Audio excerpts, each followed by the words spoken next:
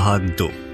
अब तक आपने सुना रोहित और सौम्या ट्रेन के एक सफर में मिलते हैं। रोहित अपने मामा की शादी में शामिल होने कानपुर आता है और सौम्या अपनी बुआ की बेटी की शादी में। पहले दोनों के बीच थोड़ी सी नोकझोंक होती है, फिर दोनों अच्छे दोस्त बन जाते हैं। अब आगे। सुबह के करीब 4 बजे रोहित की आंख खुली तो सौम्या अभी भी सो रही थी।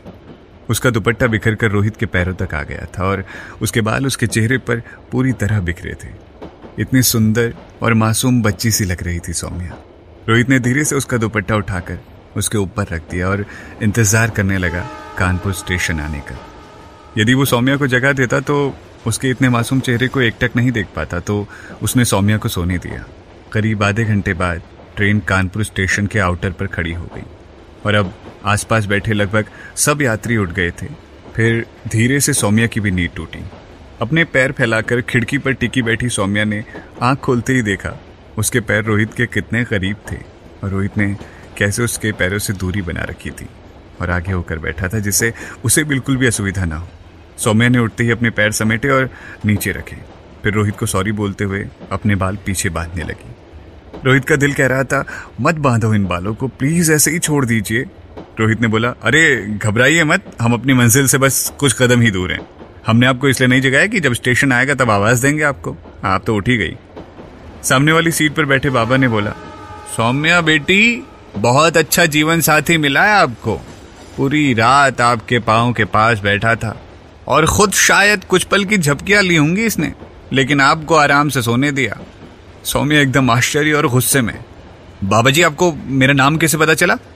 रोहित धीरे से उसके कान के पास आकर बोला, यहाँ आसपास के सभी लोगों को आपका नाम पता है, क्योंकि कल आप चिल्ला चिल्ला कर अपनी माताजी से बतिया रही थी फोन पर।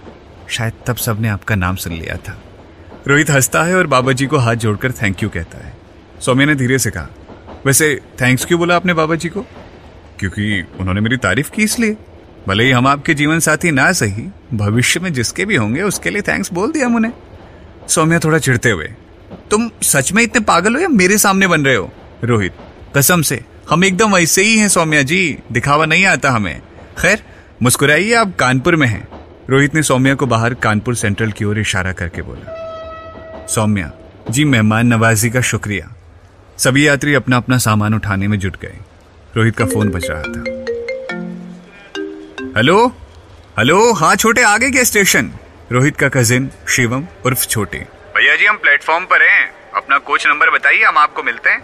रोहित ने जानबूझकर गलत प्लेटफॉर्म बताया ताकि वो कुछ देर और सौम्या से बात कर सके। अपने सामान के साथ बाबाजी का सामान भी रोहित ने नीचे उतार कर उन्हें बिठाया। बाबाजी ने खूब आशीर्वाद दिया कि ईश्वर उन दोनों की जोड़ी सलामत रखे। जब तक कि सौम्या बाबाजी को कुछ कह पाती, उसका भी कजिन भाई मिल गया। अरे दीदी प्रणाम, और पैर छूकर उसका बैग अपने हाथ में लेकर चल दिया।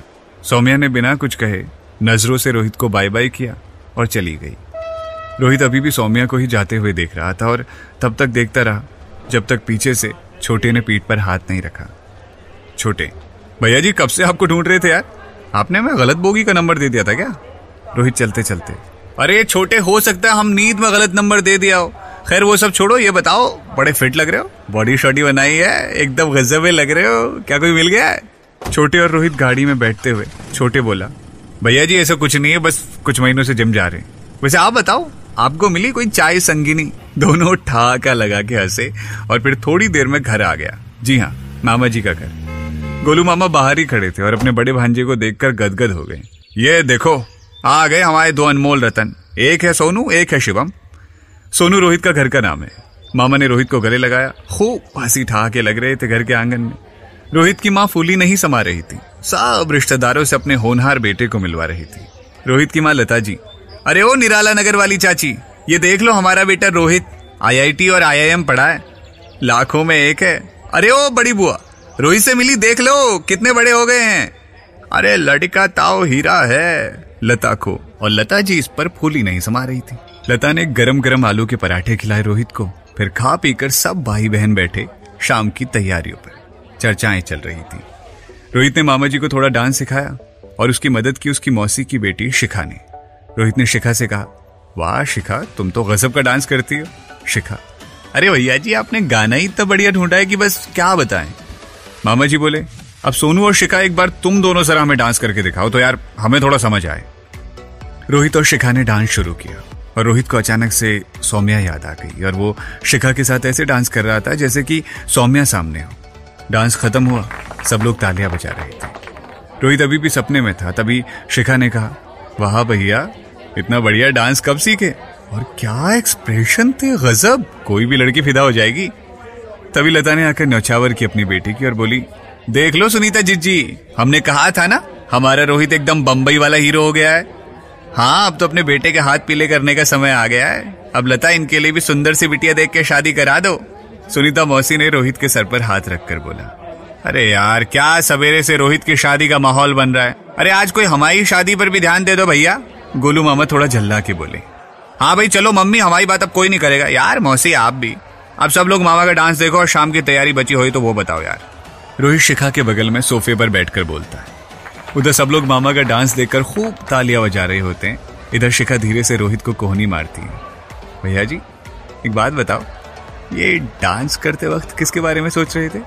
कसम से ऐसा डांस और एक्सप्रेशन हम अपनी जिंदगी में कभी नहीं देखे। मतलब क्या है तुम्हारा शिखा?